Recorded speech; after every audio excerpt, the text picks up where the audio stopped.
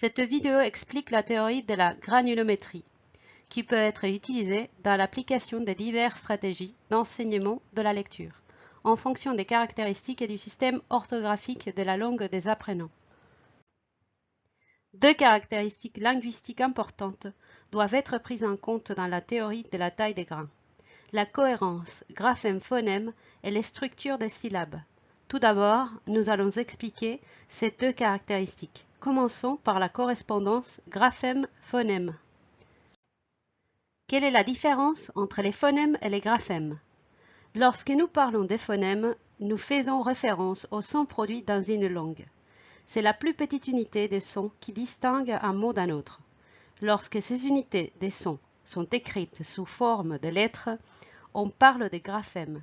Ainsi, un graphème est une lettre ou un groupe de lettres représentant un seul phonème. La correspondance graphème-phonème désigne le degré de cohérence entre les paragraphes ou lettres et les phonèmes ou sons. Une correspondance graphème-phonème élevée signifie qu'il existe une relation directe entre les lettres et le son. La lettre A, par exemple, est toujours prononcée avec le son A. Les langues présentant une grande cohérence entre les graphèmes et les phonèmes sont appelées langues transparentes. Des exemples de langues dotées d'un système orthographique transparent sont l'espagnol, le turc et l'hindi. À l'inverse, une faible correspondance entre graphèmes et phonèmes signifie qu'il n'y a pas de relation directe entre les lettres et les sons de la langue. Dans ce cas, la lettre A peut être prononcée de différentes manières. Par exemple, en anglais, les mots hat, cake, want, again, area ont les graphèmes A et chacun de ces graphèmes correspond à un phonème différent. Les langues présentant une faible cohérence entre les graphèmes et les phonèmes sont appelées langues opaques. L'anglais, le chinois, le français sont des exemples de langues dont le système orthographique est opaque. La correspondance entre graphèmes et phonèmes est également liée à la complexité de la structure syllabique. Une syllabe est une unité d'un ou plusieurs sons. La structure de la syllabe est constituée d'une voyelle en combinaison avec une consonne ou un groupe de consonnes. Il existe des langues qui ont une structure syllabique simple avec des combinaisons limitées des consonnes et des voyelles. L'espagnol a une structure syllabique simple, que l'on retrouve par exemple dans le mot mariposa. D'autres langues ont une structure syllabique complexe, comme l'anglais, qui se manifeste dans le mot strength, où le nombre de consonnes dépasse largement celui des voyelles. Pour plus d'informations, vous pouvez regarder la vidéo sur les structures syllabiques.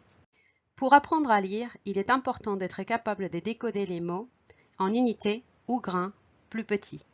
Dans les cas des langues présentant une grande cohérence entre graphèmes et phonèmes et une structure syllabique simple, il est pratique de décoder les mots par petits grains, un phonème à la fois. Par exemple, le G de gato en espagnol.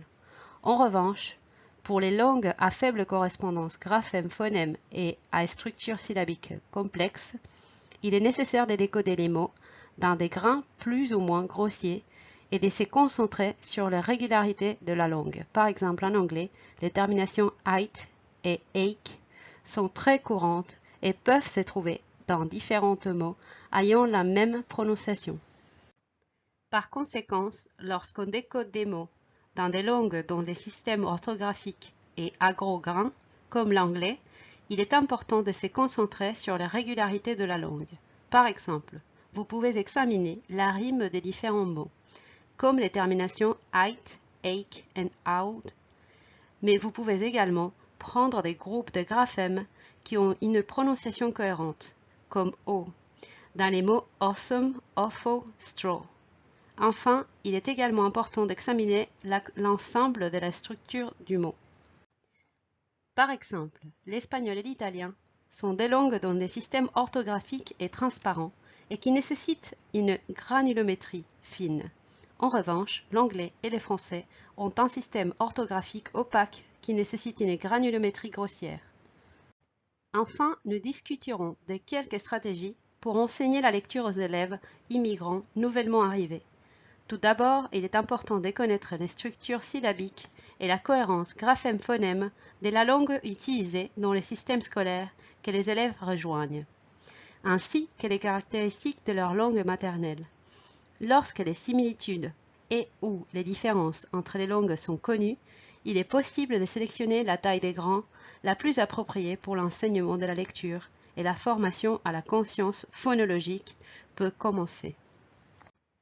Lorsqu'on enseigne la lecture à des apprenants dont la langue maternelle est différente, il est important de tenir compte de la théorie de la taille des grains. Pour plus d'informations, voir la section sur l'alphabétisation sur le site web d'Edina. Merci de votre écoute.